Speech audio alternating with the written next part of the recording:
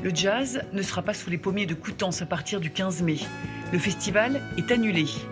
L'équipe met à la poubelle sa 39e édition et propose un remboursement au public ou non, si celui-ci veut soutenir ce rendez-vous.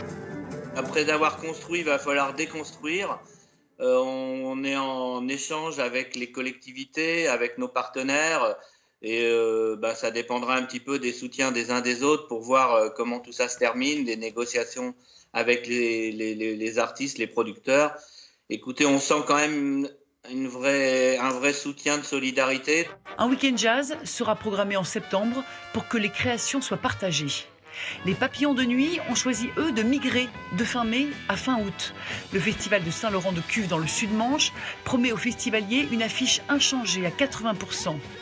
Rock in Évreux veut y croire et maintient son rendez-vous fin juin sur l'hippodrome avec notamment Roméo Elvis ou encore Louis Bertignac.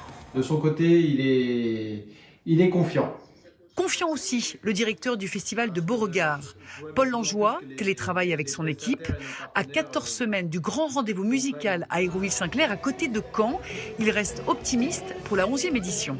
Si on a à un moment donné le feu vert, qu'on puisse rapidement fédérer toutes nos équipes, tous nos prestataires, tous nos intermittents pour pouvoir monter l'événement au plus vite et faire en sorte que Beauregard puisse jouer. C'est mon état d'esprit du moment et on va tout faire pour que ça puisse se réaliser. En suspens, Normandie Impressionniste, le festival qui devait faire vivre dès le week-end prochain jusqu'à l'automne plus de 200 structures dans toute la région, réfléchit à son avenir. Les discussions sont en cours.